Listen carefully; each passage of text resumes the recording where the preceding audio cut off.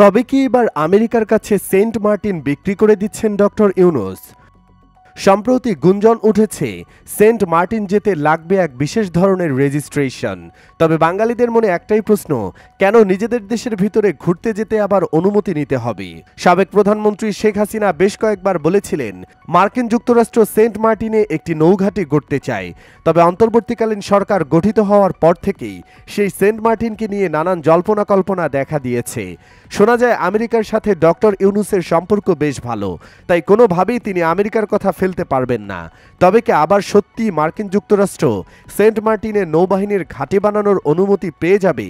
তবে এই Saint Martin যেতে রেজিস্ট্রেশন করতে হবে এমন খবর ছড়িয়ে পড়লে সেটি সম্পর্কে সঠিক তথ্য দিয়েছে পরিবেশ, বন ও জলবায়ু পরিবর্তন মন্ত্রণালয়। গত ৫ সেপ্টেম্বর মন্ত্রণালয় এক বিবৃতিতে বলা হয়, সেন্ট মার্টিনে যেতে রেজিস্ট্রেশন করতে হবে এ শিরোনামে বিভিন্ন গণমাধ্যমে খবর প্রচারিত হচ্ছে, যা পরিবেশ, বন ও জলবায়ু পরিবর্তন মন্ত্রণালয়ের দৃষ্টি আকর্ষণ করেছে।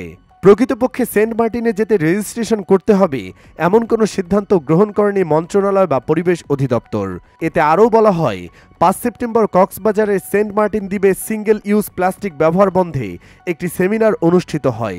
ওই সেমিনারে সেন্ট মার্টিন দ্বীপের পরিবেশ ও প্রতিবেশ রক্ষায় অংশীজনদের সঙ্গে বিস্তারিত আলোচনা হয়।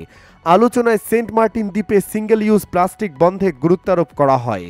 সেখানে সেন্ট মার্টিন দ্বীপে যাওয়ার জন্য রেজিস্ট্রেশন সিস্টেম চালুর প্রয়োজনীয়তার বিষয়টি আলোচিত হলেও এ বিষয়টি পরিবেশ অধিদপ্তরের কোনো সিদ্ধান্ত ঘোষণা করা হয়নি। মূলত সেন্ট মার্টিনের সৌন্দর্য রক্ষার্থে এখানে পর্যটক আসার সীমিত করার জন্যই এমন একটি সিদ্ধান্তের কথা ভেবেছে মন্ত্রণালয়। প্রতিনিয়তই বাংলাদেশের অন্যতম পর্যটন কেন্দ্র সেন্ট মার্টিনের পরিবেশ ক্ষতির মুখে পড়ছে, তাই দেশের সম্পদ রক্ষার্থে এর আগেও বেশ কয়েকবার সেন্ট মার্টিনে ভ্রমণে যেতে রেজিস্ট্রেশনের কথা বলা হয়েছিল। তাই ডক্টর ইউনূস সেন্ট মার্টিন বিক্রি নয়, বরং রক্ষা করতে চাইছেন এমনটাই দাবি দেশের সুশীল সমাজের।